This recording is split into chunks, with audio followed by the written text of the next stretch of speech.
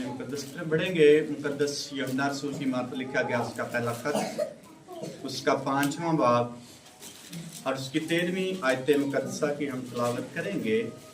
मुकद्दस यूहन्ना रसूल का पहला खत है और उसका 5वां बाब और 13वीं आयत। कलाम मुकद्दस में लिखा, मैंने तुमको जो खुदा के बेटे पर ईमान लाए हो ये बातें इसलिए लिखी कि तुम्हें मालूम हो कि हमेशा की जिंदगी रखते हो। कलाम मुकद्दस का पढ़ा और सुना गया हमारे लिए बायस बरकत हो। आमीन। शुक्रिया। तशरीफ रखिए।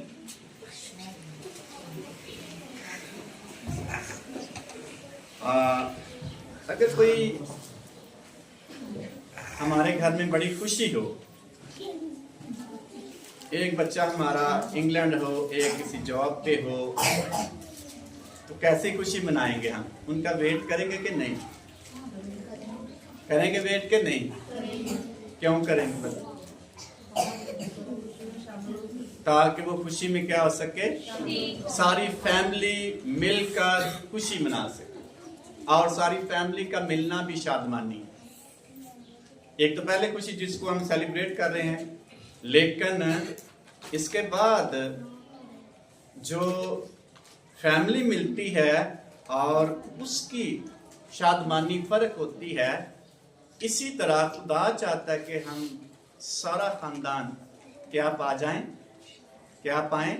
नजात, कोई पीछे ना रह जाए।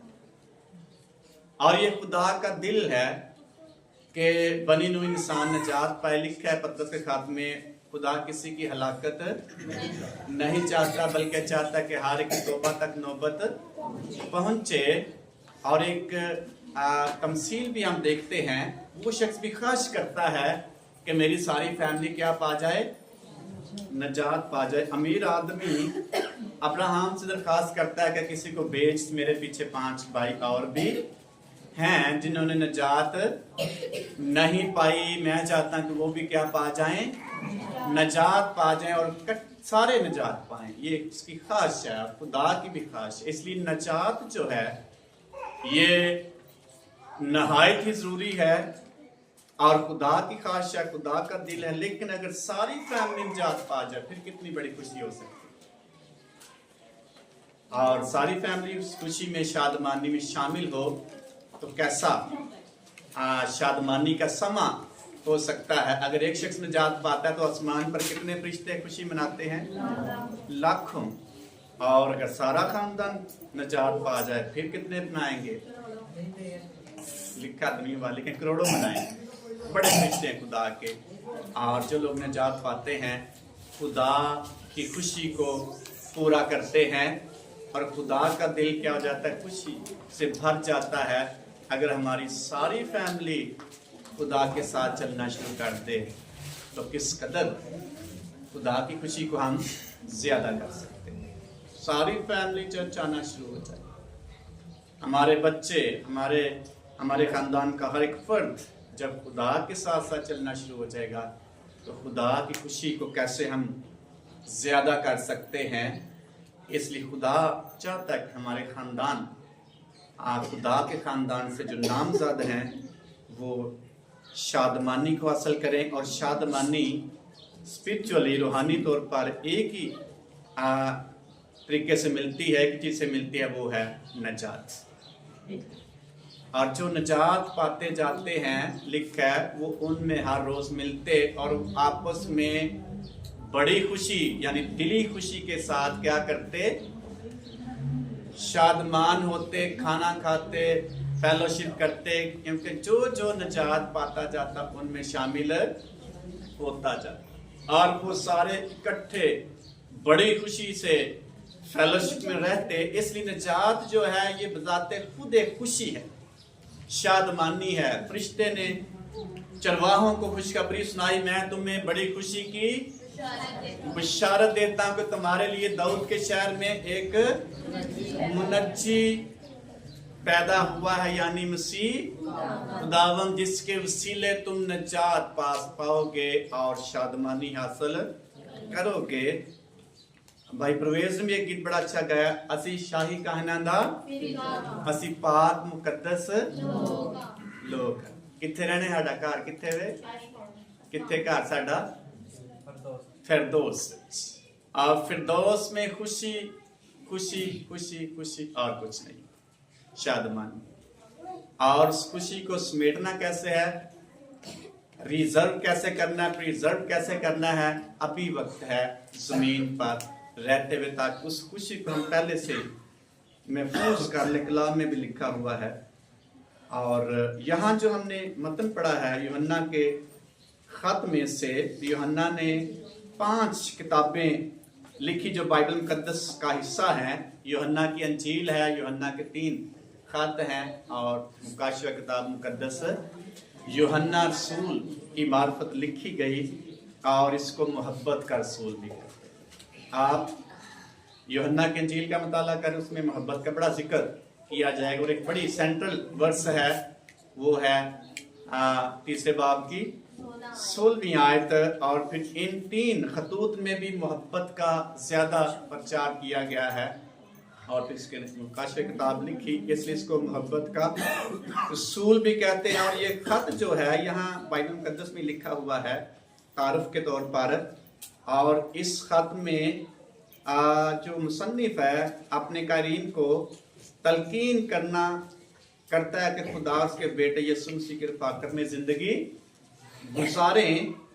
और नंबर 2, झूठी तालीम से खबरदार करता है जो उस रफ़ाकत को बर्बाद कर देती है। झूठी तालीम जब आएगी तो रफ़ाकत क्या हो जाएगी, बर्बाद हो। यीशु मसीह के साथ हमारी, और उस तालीम की बुनियाद इस अकीदे पर थी कि सारी दुनिया के साथ मेल मिलाप से बुराई पैदा होगी। तालीम क्या देते थे उस वक्त जो कुछ लोग उठे थे कलीसिया को, कि अगर आप सारी दुनिया से मेल मिलाप रखेंगे इससे बुराई पैदा होगी। और करना क्या है, इसलिए खुदा का बेटा यीशु दरअसल इंसान नहीं बन सकता, उन उस्तादों का दावा था।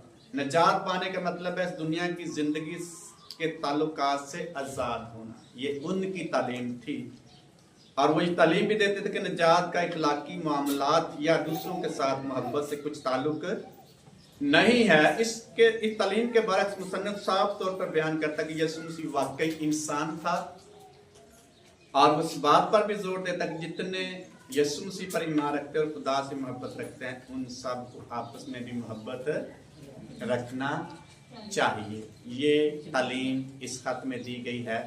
और इस बात को वाज़े किया गया है। कुछ लोगों के दिल में डाउट था, शक था कि निजात पाई है कि नहीं। इस डाउट को, इस शक को मुकद्दस यूहन्ना रसूल दूर करता है और मुख्तलिफ वेस में बताते हुए, मुख्तलिफ तरह से वो बयान करते हुए निजात के कंसेप्ट को, निजात के नजरिए को, निजात के असूल को वाज़े करता है। और लोगों के अंदर से, ईमानदारों के अंदर वो शक जो उनके अंदर था निजात पाने के बावजूद, उसको दूर करता है और करने की कोशिश करता है। इसलिए शख्स ने 5-7 अलामात लिखी कि निजात जो शख्स पाता है उसकी क्या इलामात हैं, उसके अंदर शक नहीं होना चाहिए। और अगर कहें कि आगे जाके पता चलेगा कि बनना है, खुदा ने पता है, इसका मतलब हमारे अंदर शक है। कलाम मुकद्दस में क्या हमने पढ़ा है कि जितने मसीह यीशु पर ईमान रखते हैं, ये बातें इसलिए लिखी कि तुम्हें मालूम हो कि हमेशा की जिंदगी रखते हो, यानी आगे नहीं पता चलेगा जाके। ये शक की बात है, पता नहीं आगे चलेगा पता की। अगर यहां में बाइबल मुकद्दस को सामने रखते हुए नहीं पता चला तो आगे भी नहीं चलेगा। तो बाइबल मुकद्दस साफ बताती है कि कौन निजात पाएगा, कौन नहीं पाएगा। इसलिए ईमानदार शख्स की जिंदगी में निजात के लिए कोई शक नहीं होना चाहिए। लेकिन वो अपनी लाइफ से बताता है तालीम के मुताबिक जो निजात पाएगा, नहीं पाता, निजात याफ्ता नहीं, निजात याफ्ता बाइबल मुकद्दस हमें बताती है। जो यीशु मसीह पर, जो खुदा के बेटे पर ईमान लाते हैं, उन पर सजा का हुक्म नहीं है, नहीं है। कहता जो भी लाता है निजात पा जाता है, उस पर सजा का हुक्म नहीं है। और जो ईमान नहीं लाते खुदा के बेटे पर, उन पर सजा का हुक्म हो चुका, यानी निजात याफ्ता नहीं। वाजे है, आगे जाके नहीं पता चलेगा, इधर भी पता चल जाता है। बाइबल मुकद्दस हमें इस बात पर वाजे करती है कि हम निजात याफ्ता हैं। हम शाही कानून का फिरका पाक मुकद्दस इकरार कर। ये गीत किसी ने लिखा, लेकिन बाइबल मुकद्दस में लिखा पतरस के खत में कि तुम शाही कानून का फिरका, मुकद्दस कौम और खुदा की खास मलकियत हो, ताकि तुम उसकी कुदरत को, उसके कामों को क्या कर सको, बयान कर सको, जाहिर कर सको। इसलिए तुमने निजात पाई है। तो 7 पॉइंट हम देखेंगे आज कि जो शख्स निजात पाता है क्या चेंजिंग उसमें आती है। उसके अंदर शक है, नहीं है, रहना चाहिए, नहीं, लेकिन निजात पाने के बाद क्या वो शख्स तब्दील हुआ है, नहीं हुआ है। और बाइबल मुकद्दस इसके बारे में हमें वाज़े बताती है। नंबर 1, एक हकीकी ईमानदार गुनाह के बारे में नई आगाही रखता है जो निजात पाता है। निजात याफ्ता गुनाह के बारे में उसको इल्म होता है, गुनाह क्या हैसियत रखता है। नंबर 2, एक हकीकी ईमानदार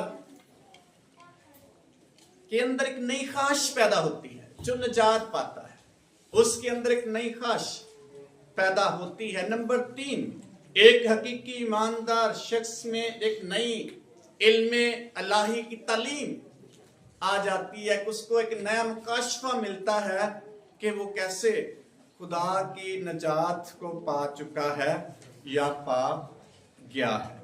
नंबर 4, एक हकीकी ईमानदार शख्स को एक नया मालिक मिल जाता है, निजात याफ्ता शख्स को।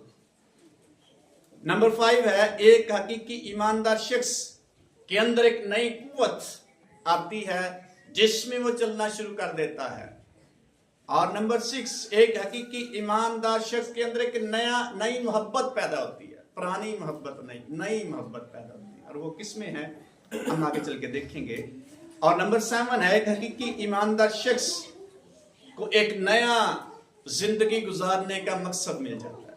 ये है निजात पाने के बाद चेंजिंग जो किसी शख्स में भी आनी चाहिए। इसको शक नहीं होना चाहिए। डाउटफुल शख्स कभी भी इन तब्दीलियों को अपनी जिंदगी में नहीं ला सकता। जो हर वक्त उसको यही शक हो कि मैं निजात पाई है कि नहीं, और मैं निजात याफ्ता हूं कि नहीं।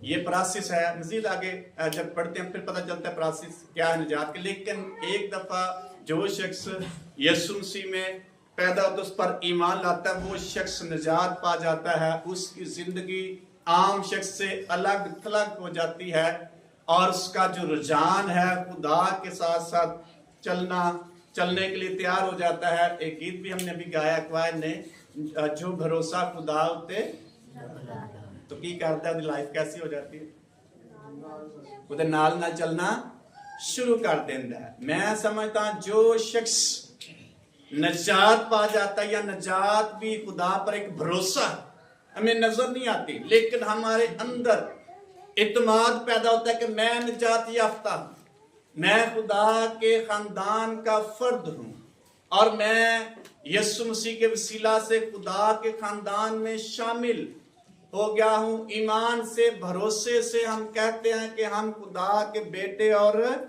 बेटियां हैं, और गैर निजाफ्ता कभी भी खुदा का बेटा और बेटी नहीं बन सकता। इसलिए नंबर 1, हकीकी ईमानदार शख्स को एक नई आगाही मिलती है। कैसी आगाही मिलती है? यूहन्ना के खत में और उसके पहले बाब की 5वीं आयत में लिखा है, वो शख्स खुदा पर, उसके बेटे पर ईमान लाने से अपने अंदर एक ताजगी और खुशी महसूस करता है कि मैं निजात पा गया हूं और मैं निजात याफ्ता हूं। कैसे उसको समझ आती है? अगर 5वीं आयत से हम पढ़े तो लिखा है, हाँ, जो कोई उसके कलाम पर अमल करे उसमें यकीनन खुदा की मोहब्बत कामिल है। उसके कलाम पर अमल करने की वो शख्स तैयार नहीं, आगाही उसको मिलती है, उसको बताया जाता है। हमें इसी से मालूम होता है कि हम उसमें हैं और जो कोई ये कहता कि मैं उसमें कायम हूं, तो चाहिए कि ये भी उसी तरह चले जिस तरह वो चलता। कौन चलता था? यीशु मसीह।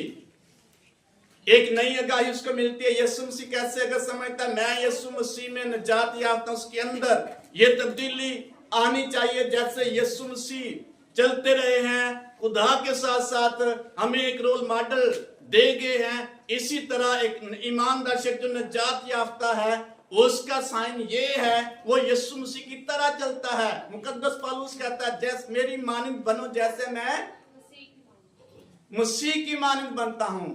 और यीशु मसीह के बारे में लिखा है फिलिपियों खात में, वैसा ही मिजाज रखो जैसा मसीह यीशु का था। अगरचे वो खुदा के बराबर था, लेकिन उसने अपने आप को इस चीज को कब्जा में रखने की चीज ना जाना, और अपने आप को क्या कर दिया?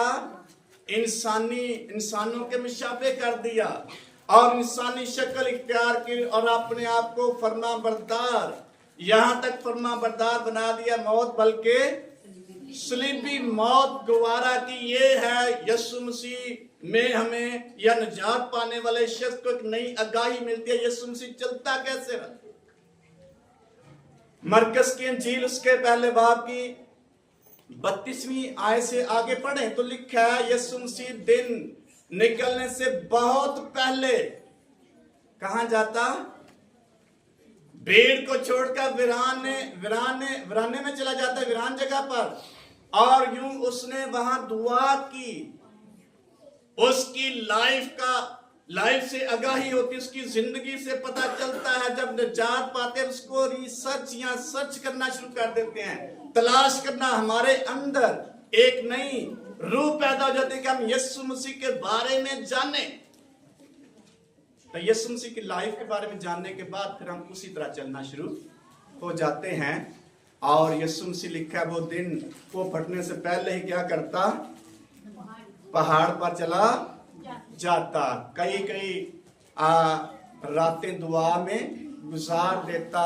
लिखा है वो सारी रात दुआ में गुजारी इसने, या बैठा रहा, और सुबह खुदा के कलाम के मुताबिक जिस तरह इसने स्टेप लिया, यीशु मसीह ने कलाम में लिखा है, इस तरह हमें नई आगाही मिलती है। यीशु मसीह चलता कैसे? कभी ऐसे कड़ा यीशु बन, हम यीशु नहीं हैं, लेकिन उसने कहा, पौलुस रसूल कहता है मेरी मानंद बनो जैसा मैं मसीह की मानंद बनता हूं। यीशु मसीह ने कहा अगर तुम मेरे हुक्मों पर अमल करते हो तो मेरे शागिर्द ठहरोगे। कैसे हम यीशु मसीह बन सकते हैं? यीशु मसीह नहीं बन सकते, यीशु मसीह की मानंद बन सकते हैं। और ये यीशु मसीह ने कहा है वैसा ही मिजाज रखो जैसा मसीह। मैंने जो तुमसे कलाम किया है उससे तुम पाक हो गए हो, तुम इलाह हो। हम यीशु मसीह की मानंद बनते जाते हैं। एक वक्त आएगा, पौलुस कहता है तुम दर्जा बदर्जा उसकी सूरत पर बदलते जाओगे।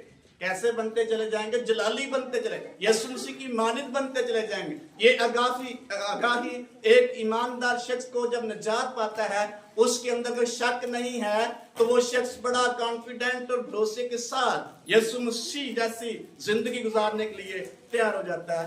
यीशु मसीह नहीं बनता,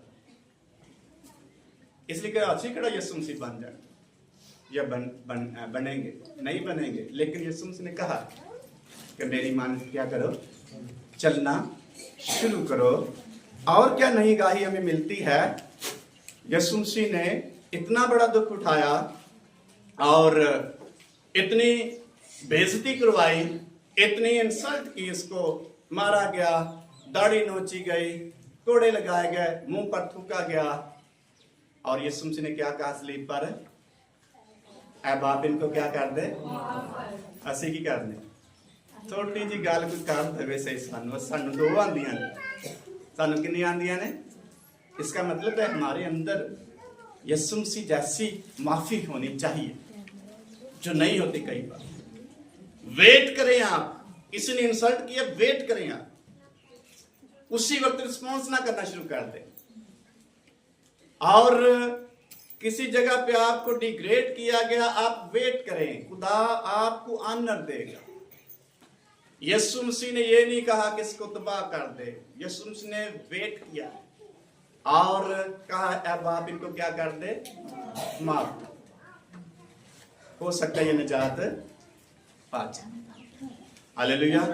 एक निजात याफ्ता शख्स को एक नई आगाही मिलती है कि मैंने जिंदगी गुजारनी, उसके अंदर फिर शक नहीं होता। जो शक में मुब्तला होगा वो आगे नहीं बढ़ सकता, वो यीशु मसीह जैसी जिंदगी गुजारने के लिए तैयार नहीं होगा। यीशु मसीह के दिल में आया, ये भीड़, ये जो लोग हैं 3 दिन से हमारे साथ हैं, इनको कुछ खाने को दो, ऐसा न कि रास्ते में जाएं वहां ही रह जाएं। क्या रास्ते में रह जाएं? रहने का मतलब वहां जो यीशु मसीह ने कहा वो क्या, मर जाएं, भूखे मर जाएंगे। इनको कुछ खाने भी। ये है खुदावंद यीशु मसीह का दिल, और हमारा दिल यीशु मसीह जैसा होना चाहिए। यीशु मसीह का दिल नहीं, यीशु मसीह जैसा। तो यीशु मसीह जैसा दिल क्या था कि ऐसे लोगों की फिक्र करना जो मुश्किल में है, दुख में है। और यीशु मसीह की फिक्र ये थी कि जो गैर निजात याफ्ता हैं, अबलीस के हाथों दुख उठाते हैं, उनको क्या किया यीशु मसीह ने? ईमाल की किताब उसके 10वें बाब के 38 आयत में लिखा है, और खुदा ने यीशु नासरी को रूह कुद्स और कुदरत से क्या किया? मसा किया। और वो उन लोगों के साथ जो अबलीस के हाथों दुख उठाते, भलाई करता और छुड़ाता। फिर आज जो अबलीस के हाथों जुल्म उठाते, दुख उठा रहे थे, जो गैर निजात याफ्ता थे, जो दुनियादारी में खोए हुए लोग थे, फंसे हुए थे, ऐसी भेड़ें जो कांटों में फंस गई है, उनको छुड़ाने के लिए जो भी शख्स छुड़ाएगा उसका हाथ जख्मी होगा, लेकिन उसका काम है उसको छुड़ाना, निकालना। ये है यीशु मसीह का दिल। ये आगाही हमें खुदावंद यीशु मसीह में मिलती है। नंबर 2, हकीकी ईमानदार शख्स के अंदर एक नई ख्वाहिश पैदा होती है खुदावन में बढ़ने के लिए, खुदावन में तरक्की करने के लिए, ताकि वो खुदावन यीशु मसीह में क्या करे? आगे बढ़े और जान सके यीशु मसीह क्या है। अगर हम उसके हुक्मों पर अमल करें तो उससे हमें मालूम होगा कि हम उसे जान गए हैं। जो कोई ये कहता है कि मैं उसे जान गया, उसके हुक्मों पर अमल नहीं करता, वो झूठा है और उसमें सच्चाई नहीं। अगर अंदर ही मैं निजात याफ्ता हूं और मैंने निजात पाई है, मैं खुदा के साथ चल रहा हूं, चल रही हूं, हम खुदा के लोग हैं, लेकिन उसकी बातें, उसकी शख्स की जिंदगी में बिल्कुल नजर नहीं आती, वो किसी के लिए रोल मॉडल नहीं बनता। कलाम कहता है ऐसा शख्स झूठा है, उसमें जरा भी सच्चाई नहीं है। यानी दुनियादारी की जिंदगी गुजार रहे हैं और खुदा के साथ भी, खुदा को भी खुश कर रहे हैं और दुनियादारी को भी। किसी शख्स ने बात सिखाई, बताई, एक घर में वो गया, बहन ने यीशु मसीह की तस्वीर भी लगाई हुई थी और काली माता की तस्वीर भी लगाई हुई थी, और एक जो मोहम्मद इस्लाम में जो मोहम्मद का एक निशान है, जूता टाइप, वो भी उसने लगाई हुई थी। और बहन से पूछा कि ये क्या? उसने कहा मैं सबको क्या करती हूँ? खुश करती। सबको खुश करना, खुदा को खुश कर सकता है बंदा ऐसे? यीशु मसीह या खुदा जेलस खुदा है, लिखा कलाम में। वो नहीं चाहता कि उसकी ऑनर किसी दूसरे को दी जाए। कलाम में लिखा है मैं जेलस खुदा हूं, गैरूर खुदा हूं, गैरत रखता हूं, मैं अपनी ऑनर किसी दूसरे को नहीं देता। जिसका मतलब है ऑनर खुदा ने देनी, ऑनर हमने देनी है। और खुदा की इज्जत हम किसी दूसरे को दे देंगे, खुद को दे देंगे, किसी शख्स को दे देंगे। खुदा गैरतगीर खुदा है, कभी भी बर्दाश्त नहीं करता। और ऐसे शख्स से, जो शख्स खुदा की ऑनर को बांटेगा, खुदा कभी भी ऐसे शख्स से खुश नहीं होगा। तो किसको खुश करना चाहिए हमें? ख्वाहिश क्या होनी चाहिए? अपने खुदा के बारे में सोचें, अपने खुदा की हजूरी में बढ़े। मुकद्दस पौलुस कहता है जी तो चाहता है कूच करके किसके पास चला जाऊं, दिल ते करदा है मैनू बड़ा अच्छा लगता है, खास क्या करनी है। करंथियों खात में मुकद्दस पौलुस रसूल कहता है, पहला करंथियों खात उसके 14वें बाब की पहली आयत में लिखा है कि रूहानी नेमतों की क्या रखो, आरज़ू रखो, ख्वाहिश करो। यीशु मसीह में बढ़ने की ख्वाहिश करें। एक हकीकी ईमानदार शख्स के अंदर ख्वाहिश होती है यीशु मसीह के लिए जिंदगी गुजारे। एक हकीकी ईमानदार शख्स के अंदर ख्वाहिश पैदा होगी कि वो क्वालिटी एंड क्वांटिटी टाइम यीशु मसीह के लिए स्पेंड करे, पूरा टाइम उसकी प्रस्तुत करे, और उसके अंदर ये ख्वाहिश होती उसकी हमदो सना में टाइम गुजारे। ये ऑटोमेटिकली एक निजात याफ्ता शख्स के अंदर एक ख्वाहिश पैदा होती, डिजायर पैदा होती है, और वो शख्स आगे बढ़ने के लिए, यीशु मसीह जैसा बनने के लिए कोशिश करता है, मेहनत करता है, उस जैसा बनने के लिए कलाम को अपनी जिंदगी का हिस्सा बनाता है। तो जे मन मर्जी करांगे तो फिर असी हमारे अंदर कोई नई ख्वाहिश पैदा नहीं हुई। निजात याफ्ता शख्स के अंदर एक नई ख्वाहिश पैदा होती है, और क्या करता है, लिखा है कलाम में यूहन्ना के खात में, वो गुनाह नहीं करता रहता, क्योंकि वो खुदा से पैदा हुआ है, उससे गुनाह सरजद होता नहीं रहता। उसके अंदर एक उम्मीद पैदा होती है, मैं खुदावंद का हूं, यीशु मसीह में मैंने निजात पाई है, यीशु मसीह के वसीला से मैंने जाता, मैंने खुदावंद के लिए जिंदगी गुजारनी है। पतरस से पूछा गया, तू भी जाना चाहता है, छोड़कर मुझे चला जा। उसने कहा, जिंदगी की बातें तो मेरी ख्वाहिश है मैं तेरे साथ रहूं। यूहन्ना और याकूब की मां ख्वाहिश करती है यीशु मसीह से दरखास्त करते हुए, मेरा एक बेटा तेरे दाहिने और तेरे एक बेटा तेरे बाएं तरफ हो, इनको बैठा, मेरी ख्वाहिश है ये तेरे साथ रहें। जब ख्वाहिश होगी तो ऑटोमेटिकली खुदा हमारी और उस ईमानदार की जो निजात पा चुके उसके अंदर ख्वाहिश पैदा होगी, खुदावंद यीशु मसीह के साथ साथ रहे, और खुदा उसको मौका फराहम करेगा, टाइम देगा, उसके रास्ते की सारी रुकावटें खुदा खत्म करता चला जाएगा। ऑटोमेटिकली कोई शख्स आपकी उन रुकावटों को खत्म नहीं कर सकता। आपका दिल तब्दील हो जाएगा, खुदा उसको बदल देगा। कई दफा सारी उम्र साड़ी आदात तब्दील नहीं होती, होते हम क्या हैं, निजात। कोई नई डिजायर हमारे अंदर पैदा नहीं होती कि खुदावंद के लिए कुछ करें, कोई नई ख्वाहिश पैदा नहीं होती कि हम रूहानी नेमतों में आगे बढ़े, रूहानी फल हमारी जिंदगी में नजर आए।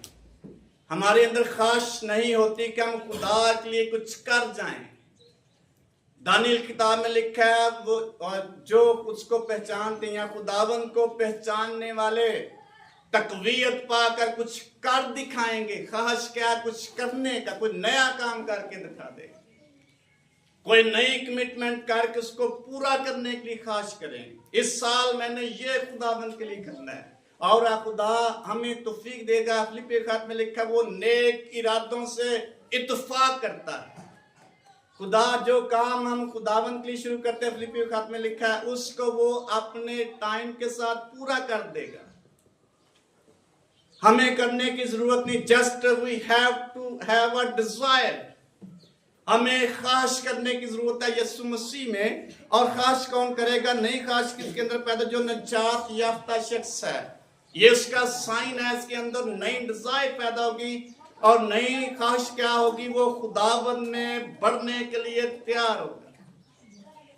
ऑटोमेटिकली खुदा उसका दिल तब्दील कर देगा, और वो शख्स आगे बढ़ने के लिए तैयार होगा। आमीन।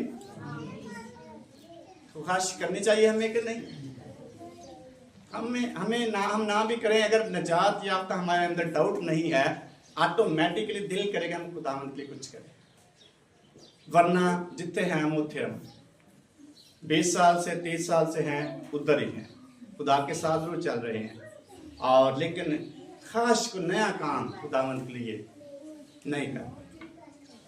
खुदा खुद हमारी जिंदगी में कोई नया काम करना चाहता है, लेकिन उसको मौका देंगे तब जब उसका दिल, अपना दिल उसके सामने रखेंगे, तो उसमें डाल जो कुछ चाहता है। नंबर 3, जो हकीकी ईमानदार शख्स उसके अंदर डाउट नहीं है, वो नया इल्म अल्लाही रखता है, यानी मुकाशफा रखता है खुदा के इल्म का। कैसे? उसके अंदर यह खास पैदा होती है। यूहन्ना की इंजील में लिखा हुआ एक नई चीज उसको मिलती है जब मुकद्दस यूहन्ना रसूल लिखता है 4 बाब में, जब यीशु मसीह उस कुएं पर था जहां एक सामरी खतून आती है और जब उसके साथ मुकालबा यीशु मसीह करता है तो फिर उसको समझ आती है, उसको एक नई इल्म इलाही मिलती है कि यकीनन तू क्या है, खुदा का, यकीनन तू कोई नबी है, तू ख्रिस्तस है। और जाके लोगों को बताती है मुझे क्या मिल गया है, ख्रिस्तस मिल गया। पढ़ लेंगे कैसे लिखा है यूहन्ना की इंजील का 4 बाब। और अगर हमें नया कोई इल्म इलाही नहीं मिला, समझ नहीं आई, तो फिर इसका मतलब है डाउटफुल हो सकते हैं। 15वीं आयत में लिखा है, औरत ने उससे कहा, ऐ खुदावन, वो पानी मुझको दे ताकि मैं ना प्यासी हूं ना पानी भरने को यहां तक आऊं। यीशु ने उससे कहा, जा अपने शोहर को यहां बुला ला। औरत ने जवाब में उससे कहा कि मैं बेशोहर हूं। यीशु ने उससे कहा, तूने खूब कहा कि मैं बेशोहर हूं, बल्कि क्योंकि तू 5 शोहर कर चुकी है और जिसके पास तू है अब है वो तेरा शोहर।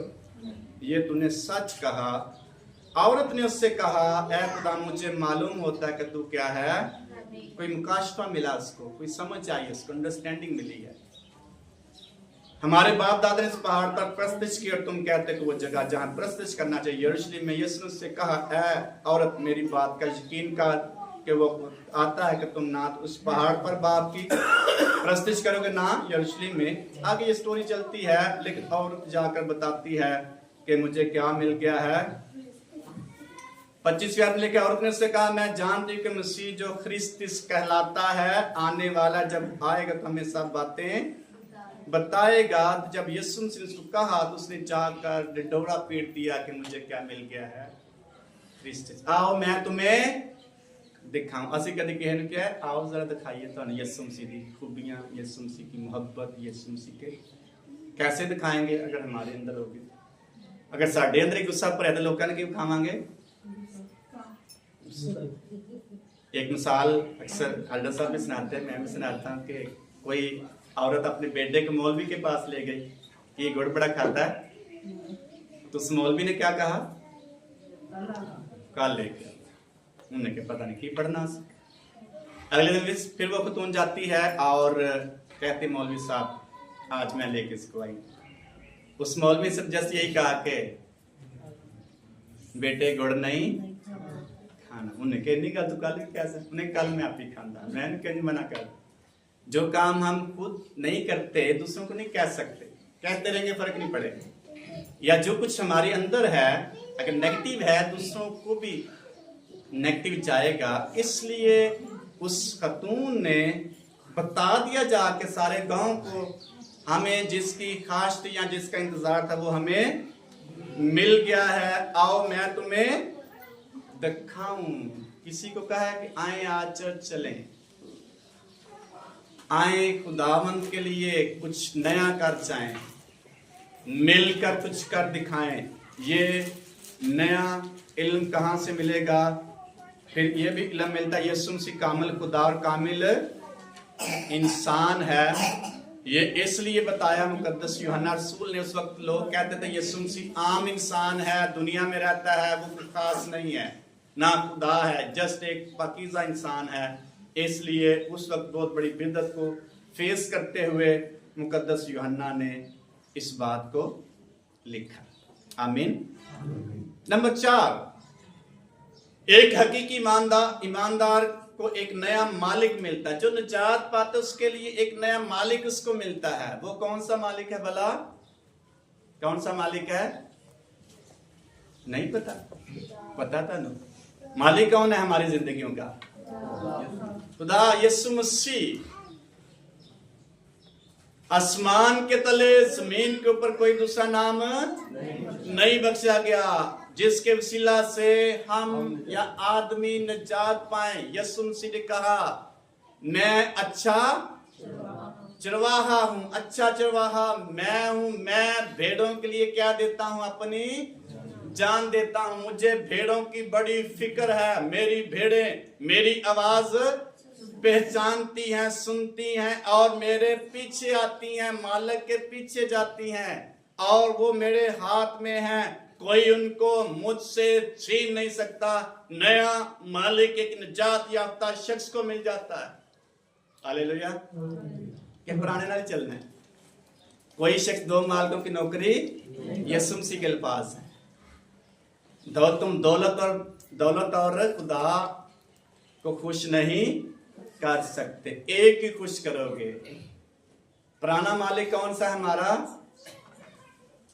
दौलत है, दुनिया है, दुनियावी ख्वाहिशात हैं, इब्लीस है, उसके भी क्रिंदे हैं। हम उसके हाथ में होते हैं जब निजात नहीं पाते, इब्लीस के हाथ में होते हैं जब निजात पाते हैं। नया मालिक मिलता है, उसके वसीले हम नई जिंदगी में दाखिल होते हैं। इसलिए निजात याफ्ता शख्स इस बात को अपने दिल से शक को निकाल दे कि मैं निजात नहीं पा, बल्कि उसको नया मालिक मिलता है जिसके पास एवरीथिंग मौजूद है। कोई शख्स उसके हाथ से उसकी भेड़ों को छीन नहीं सकता। बा इख्तियार शख्स है, हाकिम में आला है, उस जैसा कोई हाकिम नहीं है। इसलिए मैं कहता हूं मसीही ईमानदार शख्स जैसा खुशकिस्मत कोई शख्स नहीं है जिसका मालिक यीशु मसीह है। तो फिर उस मालिक को हम क्या ऑनर देते हैं? मलाकी किताब में लिखा, अगर मैं मालिक तो मेरा खौफ कहां? खौफ क्या है? डरते और कांपते उसकी बारगाहों में हाजिर। तो ये खौफ है। दूसरे ज़बूर में लिखा हुआ है, ऐ बादशाहो दानिशमंद बनो और डरते हुए खुदावंद की क्या करो? इबादत करो और बेटे को चुमो। ऐसा ना हो कि रास्ते में तुम्हें क्या कर दे? वो कहर में आए और रास्ते में तुम्हें क्या कर दे? हलाक कर दे। नया मालिक हमें महफूज करने के लिए है, हमें खुशी देने के लिए है, हमें निजात देने के लिए है, हमें खुदा के पास ले जाने के लिए है, हमारे लिए रास्तों को हमवार करने के लिए है। सारे कांटे उसने चुन लिए और खुद उनको सह लिया। ये है नया मालिक जो अपनी भेड़ों की फिक्र करता है। तो उस मालिक के हम कितने वफादार हैं? उस मालिक की हम क्या इज्जत करते हैं? नंबर 5 है, जो शख्स निजात याफ्ता या हकीकी ईमानदार के अंदर नई कुव्वत खुदा पैदा कर देता है। हालेलुया। नयापन उसके अंदर आ जाता है, नई चीजें उसके अंदर आती हैं, नई सोच उसके अंदर आ जाती है, नई प्लानिंग उसके अंदर आती है, नई विजन उसके अंदर आ जाती है। विदाउट विजन कोई शख्स ग्रो नहीं कर सकता। बगैर रोया के कोई शख्स आगे नहीं बढ़ सकता, मूव नहीं कर सकता। तो जब वो शख्स नए सिरे से पैदा होता है, निजात पा जाता है, नई कुव्वत उसको मिलती है, नए तौर पर चलना शुरू कर देता है वो शख्स। जितने मसीह यस्सु में है सब नए मखलूक है। पुरानी चीजें जाती रही। इफिसियों के खात में पौलुस कहता है, पुरानी इंसानियत को उतार डालो और नई इंसानियत पहन लो। कभी कभी कोई बंदा बदतमीज होए या मुंह फट, उनके इंसानियत है ही नहीं।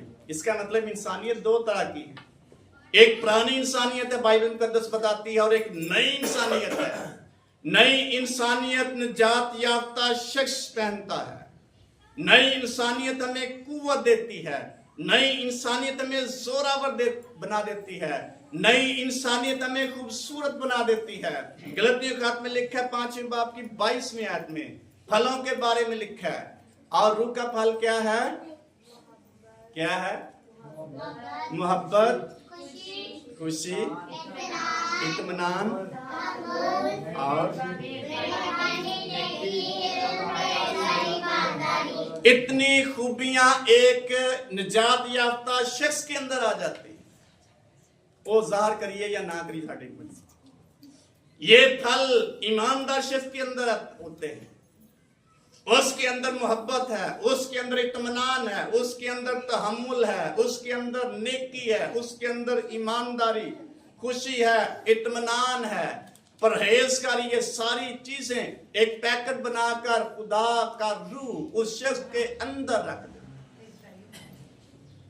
आगे यूज करे या ना करे ये उस पर डिपेंड करता है, लेकिन एक नई कुव्वत हमें मिलती है और हमें कुछ करने के लिए तैयार कर देती।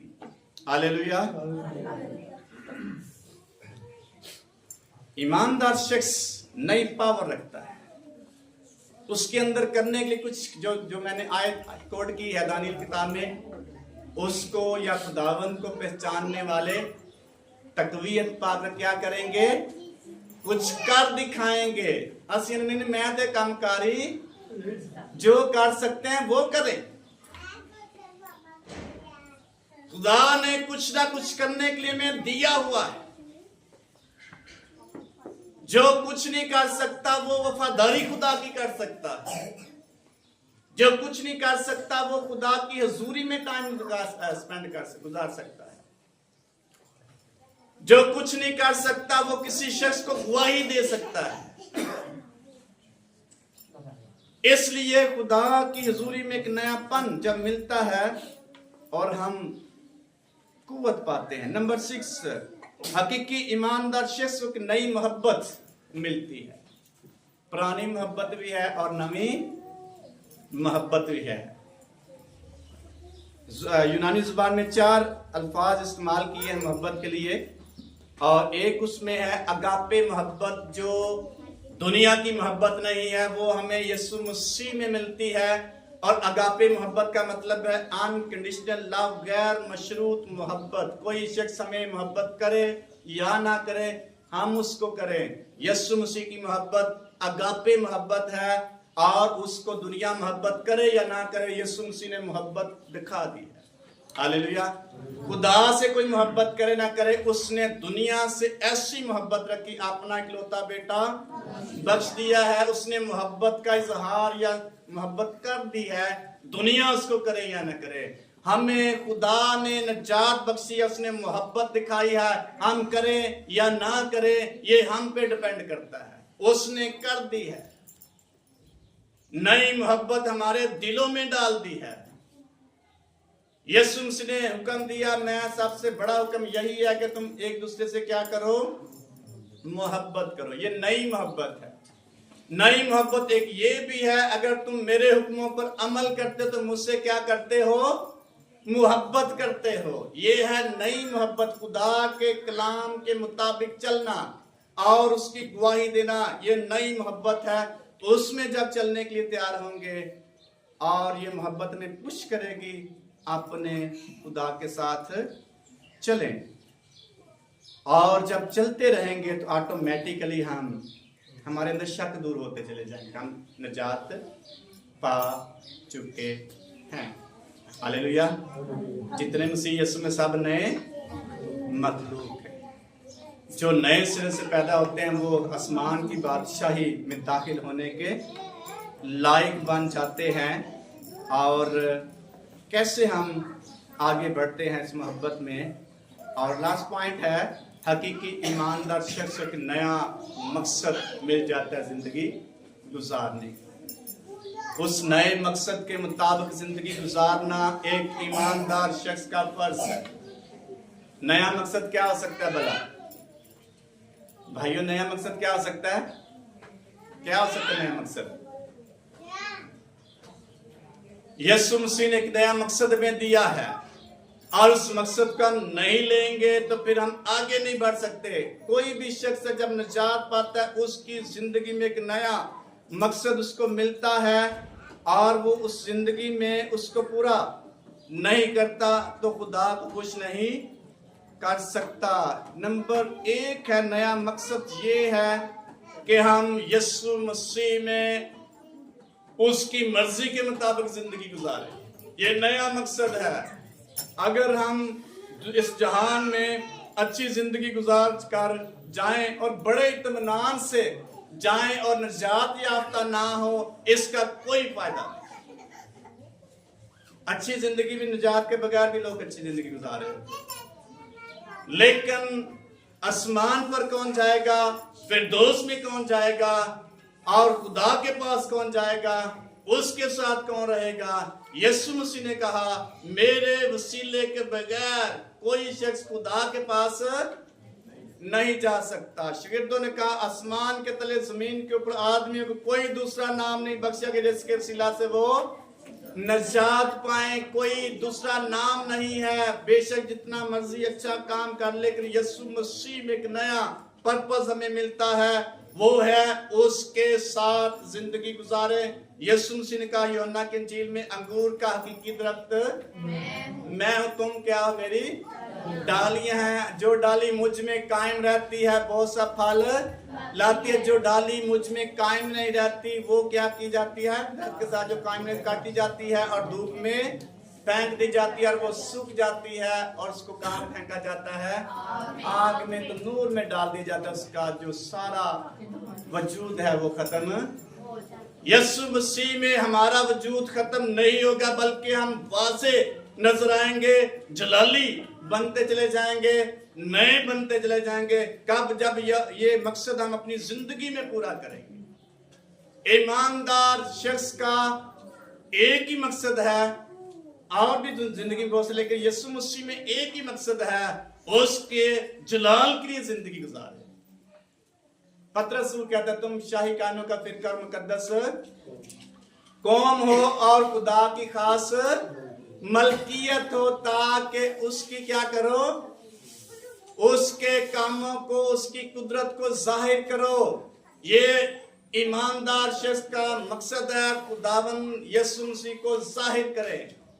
ये ईमानदार शख्स को नया मकसद मिलता है, यीशु मसीह के लिए जिंदगी गुजारे।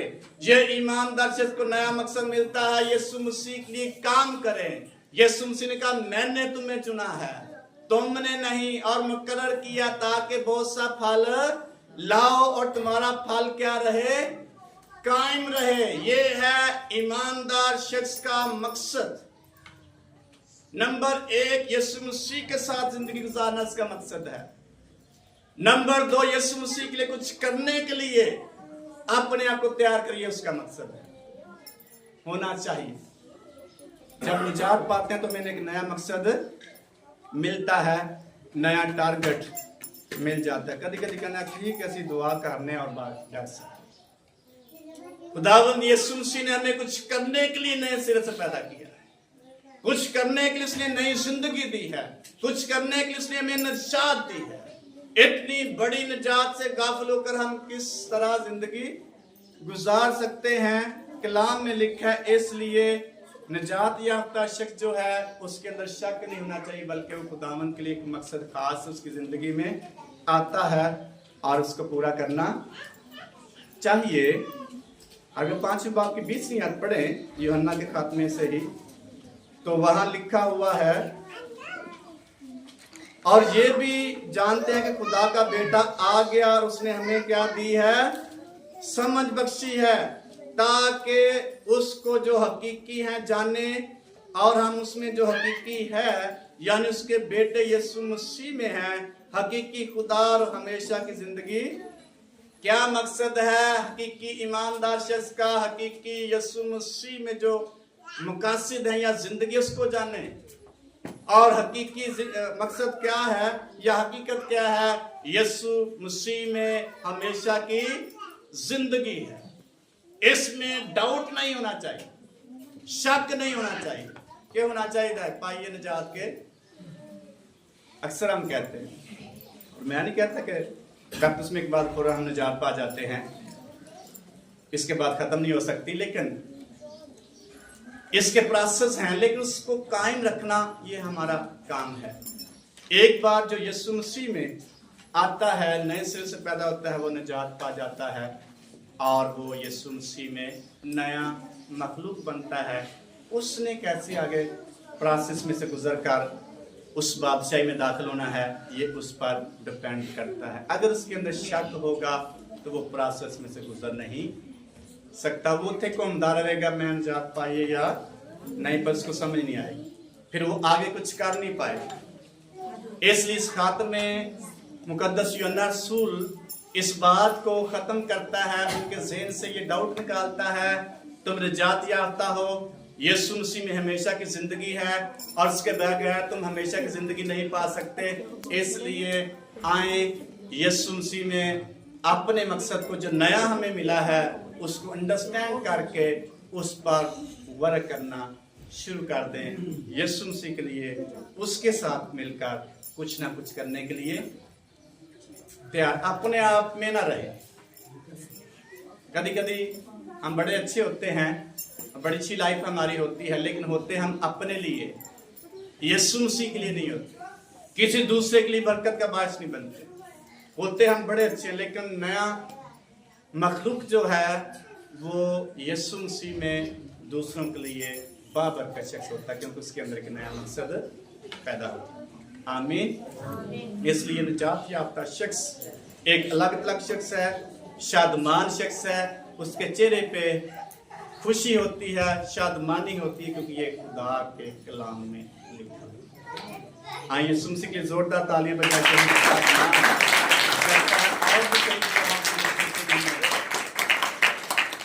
उम्मीद से भर दिया है, लेकिन सबसे बड़ी उम्मीद ये है जब यीशु मसीह के पास हम जाएंगे तो हम वहाँ जलाली बदन में यीशु मसीह के साथ जलाली